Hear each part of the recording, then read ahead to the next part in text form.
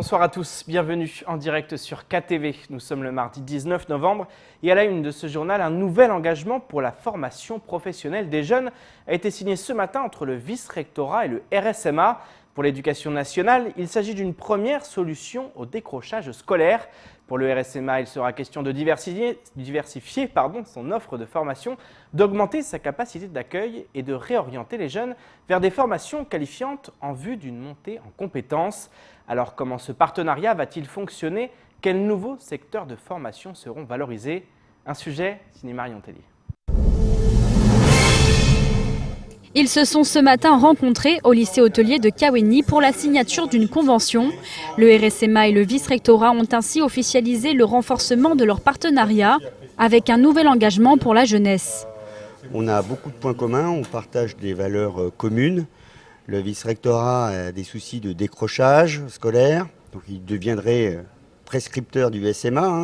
On les récupérerait de manière à leur redonner un parcours qui correspondrait plus à un peu plus de pratique et de formation professionnelle que de la théorie.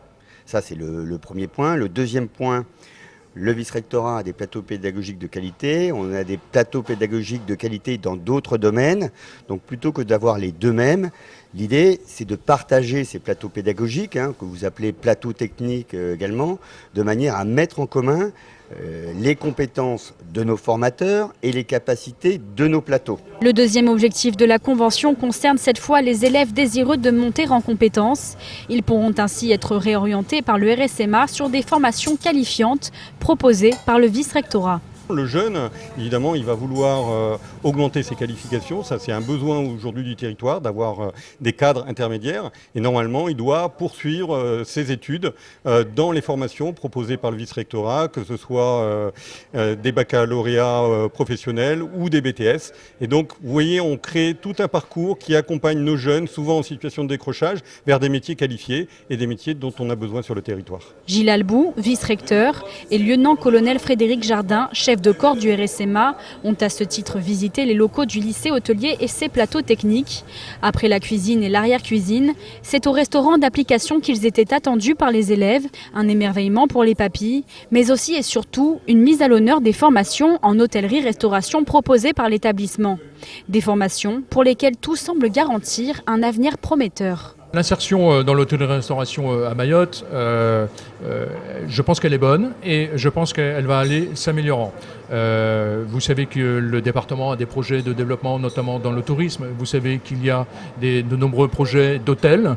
Et donc les élèves que l'on forme ici, ils sont formés en cuisine, en restauration, mais également en hôtellerie. Et donc chaque année, on sort un certain nombre d'élèves qui sont capables, tout à fait capables, d'intégrer ces postes dans les 2 ans, 3 ans, 4 ans à venir. Un jeune, qu'il soit aujourd'hui en 3e ou qu'il soit en terminale, il a tout à fait raison de s'intéresser à ces métiers puisque c'est une insertion tout à fait possible sur l'île, à La Réunion, en Afrique australe et bien entendu en métropole.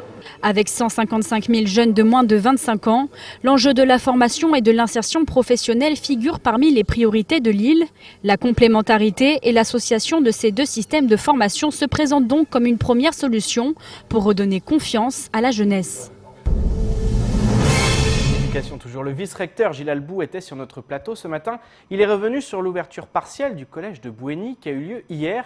Après des années de travaux qui auront coûté pas moins de 28 millions d'euros, l'établissement, véritable merveille architecturale, accueille les élèves en 2 temps. Dès janvier, ils seront 600 sur les 1028 élèves que ce collège peut accueillir. De quoi soulager certains établissements du Sud, même si tout avait été prévu. Écoutons plutôt le vice-recteur lors de la matinale de Coésie. Et en fait, ces élèves, comme vous le dites, ils étaient donc pour les 2 tiers à Kanikeli et pour 1 tiers à Chirongui. Donc, ils avaient déjà leurs enseignants, ils avaient déjà l'ordre principal, ils avaient déjà leurs équipes. Donc là, on a déplacé tout le monde et tout le monde a découvert les locaux donc au collège de Bouéni. Donc tous ces enseignants-là, ils étaient déjà affectés à ce collège, de toute façon. Mais alors, ce qu'il en reste quand même du côté de Kanikeli. Tout à fait. Et donc, Kanikeli leurs enseignants. Voilà. Et ceux qui seront... Chacun avait les siens déjà depuis la rentrée, on avait anticipé les choses, et chaque collège avait son équipe, les équipes étaient distinctes. Donc il n'y a pas besoin de nouveaux enseignants? Non, heureusement. Ouais. Voilà. D'accord. Tout a été anticipé. Ouais. Tout autre sujet maintenant, le congrès des maires de France a lieu actuellement. Aujourd'hui, le chef de l'État était sur place afin de parler à ceux qu'il aime appeler les élus de proximité. Hier, dans le cadre de ce congrès, une journée des élus outre-mer a été organisée avec pour thème « Les maires au cœur de la République ». Une délégation mahoraise est sur place avec à sa tête le président de l'association des maires, Saïd Omar Wali. L'occasion d'évoquer les problématiques locales à Paris. Un reportage de nos confrères d'ONews, Maurice Cessé et Emmanuel Darvois. Au montage, Leslie Vimenet. C'est un rendez-vous annuel ô combien important pour tous les maires de France et plus particulièrement pour ceux du 101e département. Le congrès des maires a lieu actuellement à Paris. Pour Saïd Omar Wali, c'est l'occasion de remettre sur la table les besoins de Mayotte, notamment en matière de rattrapage social. Certaines difficultés, bien sûr, ont été vues, mais il y en a une qui persiste, notamment la retraite. Il n'est pas normal que Mayotte française depuis 1841, nous devons attendre 2036 pour avoir la même retraite que nos compatriotes de l'Hexagone. Cette injustice doit cesser. Ce n'est pas normal. Normalement, quand on a travaillé pendant 40 ans, on doit être heureux de pouvoir aller se reposer, alors que souvent les ouvriers mahorais et les salariés mahorais, quand on leur demande de partir à la retraite, c'est un deuil pour eux. Ils refusent parce qu'ils savent qu'ils vont gagner par mois peut-être 250, voire 700 € par mois, alors qu'ils avaient un salaire décent. Donc ils retombent dans la misère. Donc je demande sincèrement, et c'est un cri de cœur que je lance, à ce que cette problématique soit résolue une bonne fois pour toutes. Un rattrapage social devenu urgent sur un territoire où la colère reste toujours sous-jacente. En effet, au-delà des problématiques d'immigration ou encore d'insécurité, de nombreux autres sujets doivent trouver des solutions sans plus attendre. C'est comme une cocotte minute qui est là, qui est prête à exploser, si bien sûr certaines choses, notamment la retraite, notamment sur la vie chère, sur la dépendance avec l'extérieur, toutes ces problématiques-là ne sont pas résolues. Nous avons bien sûr un problème d'illettrisme, de problème de logement, un problème de pauvreté, un problème d'eau aujourd'hui qui n'est pas résolu. Donc vous voyez que nous avons beaucoup de chemin à parcourir. Évidemment, il y a quelques réponses qui ont été données par l'État. Maintenant, il faut mettre les bouchées doubles pour que justement cet espoir ne soit pas déçu et qu'on n'y retourne pas là où dans des crises où parfois c'est très compliqué à remonter la pente après. Si les problèmes sont nombreux et les solutions loin d'être évidentes, le contrat de convergence représente pour le président de l'association des maires un bon moyen d'accélérer le développement de l'île. Parmi les points positifs, nous avons signé ce contrat de convergence de 1,6 milliard et que ce contrat de convergence va jusqu'en 2022. Mais j'ai attiré aussi l'attention à ce que ce nuage, je dirais, de subventions et de fonds, il faut qu'on fasse tout, nous les élus de Mayotte, pour qu'il y ait la pluie tombe pour arroser nos projets. Sinon, si on ne fait rien, pour utiliser ces 1,6 milliard, ce nuage va peut-être aller irriguer d'autres régions et c'est ce que moi je refuse. Donc nous devons travailler pour mettre à niveau notre territoire et donc évidemment j'en appelle à tout à chacun, notamment les élus, de mettre les bouchées doubles pour que 2022, aucun euro ne retourne à Paris. Pas un centime ne devra être retourné à l'issue de ce mandat. Le compte à rebours a déjà débuté. Dématérialisation. À Mayotte, ce procédé visant à faire ces démarches en ligne commence à envahir la majeure partie des services. Le conseil départemental a décidé de se mettre à la page. En effet, à partir de maintenant, toutes les demandes de subventions seront à réaliser en ligne. Dans un premier temps, 4 des 15 services seront concernés avant une extension progressive aux autres. Pas d'inquiétude, tout est prévu, même pour ceux qui n'ont pas d'ordinateur ni d'accès à Internet. Effectivement, c'est le préalable. Pour pouvoir déposer en ligne, il faut avoir un ordinateur et puis une connexion Internet et surtout savoir l'utiliser. Ouais. Et ceux qui ne l'ont pas ?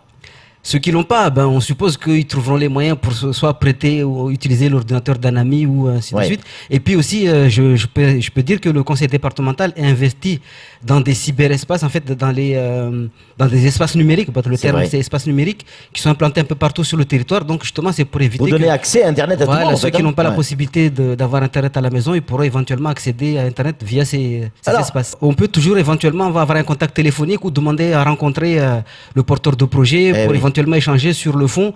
Et aussi, il y a des moments où dans la phase d'attribution de la subvention, il y a une convention qui est signée entre le département et le porteur de projet. Et donc cette signature peut se faire en vis-à-vis en fait.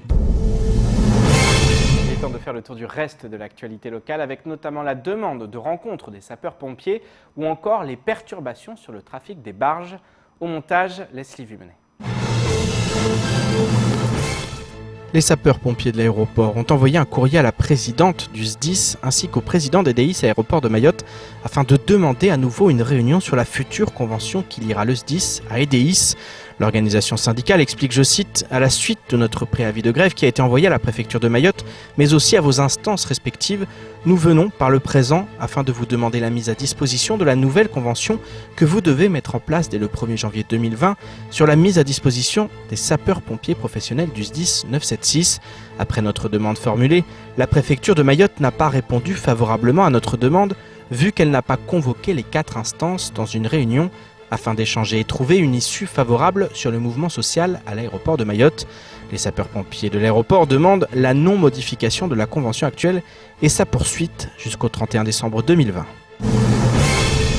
Depuis hier et jusqu'au début du mois de décembre, le trafic de la barge est perturbé en cause des visites réglementaires à effectuer sur des bateaux, des visites obligatoires qui imposent de revoir pendant un temps les horaires de passage des bateaux et leur fréquence. Ainsi, un départ toutes les heures est mis en place, de quoi fortement perturber les habitudes de ceux qui prennent la barge et entraîner des embouteillages conséquents alors que la circulation est déjà fortement saturée aux abords des quais en heure de pointe. Pour limiter au maximum les désagréments, un bateau est mis en remplacement. Au total, ce sont 3 bateaux qui circuleront en heure de pointe. Les internautes, quant à eux, pestent déjà en prévision de l'attente qu'ils risquent de subir. Hier, il était possible de lire « Vous ne vous ennuyez pas avec les imprévus » ou encore « Déjà qu'en temps normal, c'est le bazar, donc là, ça sera encore et encore pire que ce que nous vivons au quotidien. Au secours ». Hier, la réserve naturelle nationale de l'îlot Mbouzi organisait une session de ramassage des déchets sous-marins à proximité de la zone. Les prestataires de plongée sous-marine Hippocampe et Mayotte Océan ont chacun mis bénévolement à disposition de l'opération un de leurs navires ainsi qu'un professionnel. Au total, ce sont des dizaines de bénévoles inscrits auprès des prestataires de plongée sous-marine qui ont participé à cette opération éco-citoyenne. Le parc naturel marin de Mayotte avait également mis à disposition un de ses navires et une équipe de professionnels. Parmi les autres participants, les 4 membres de l'association nouvellement créée, Service de plongée scientifique, 2 animateurs des naturalistes ainsi que l'équipe de la réserve naturelle nationale de l'îlot Mbouzi et son navire. Pour continuer dans ce sens, la réserve organise le vendredi 6 décembre prochain, cette fois-ci sur l'îlot, un ramassage de déchets. On termine cette édition avec un mot de mode. Il y a 2 semaines, 3 créatrices réunionnaises sont venues exposer leurs créations sur l'île aux parfums. Installées à l'hôtel Ololo, ces créatrices ont pu découvrir Mayotte et faire découvrir leurs œuvres à la clientèle mahoraise. Nous sommes partis à leur rencontre pour comprendre leurs créations qui ont rencontré un franc succès. Un reportage signé Paul Arthur Avit. Cécile, Julie et Émilie sont 3 créatrices habitant la Réunion, venues sur Mayotte pour trouver un nouveau marché et découvrir l'île au lagon. Respectivement dans les tableaux, les bijoux en porcelaine et les accessoires, ces 3 amies ont atterri à Mayotte en suivant les conseils de certains clients. On vit à la Réunion avec les créatrices avec qui je suis venue, qui sont des amies. Et ça fait partie de l'océan Indien, on n'est pas loin, c'est français, donc c'est facile pour nous. Et aussi, c'est des clientes au départ, en fait, qui nous ont invités à venir à des ventes privées. Et puis de là, on a rencontré facilement des gens et puis ça nous a emmenés sur d'autres projets. Et donc voilà, maintenant, on revient tous les 6 mois. Une venue qui permet à ces créatrices de se faire connaître sur l'île aux parfums et permet à Mayotte de bénéficier du bouche à oreille pour attirer plus de monde vers elle. Ces créatrices viennent sur l'île 2 fois par an. On est venu déjà 2 fois, on vient tous les 6 mois et la prochaine venue sera vers le 1er mai. Voilà, on a décidé de venir 2 fois par an pour développer ça. Et la prochaine visite, effectivement, ça sera en mai. Lors de leur prochaine visite, vous pourrez retrouver les créatrices à l'hôtel Ololo à Sakouli. En attendant, vous pourrez suivre leurs aventures et créations sur leur page Facebook Urban Malala, Mimi Fonker et le site internet juliegentil.fr. C'est ainsi que s'achève ce journal. Merci de nous rester fidèles sur KTV. Pour ma part, je vous donne rendez-vous demain dès 19h pour décortiquer, comme chaque soir, l'actualité locale. Excellente soirée sur Coezy.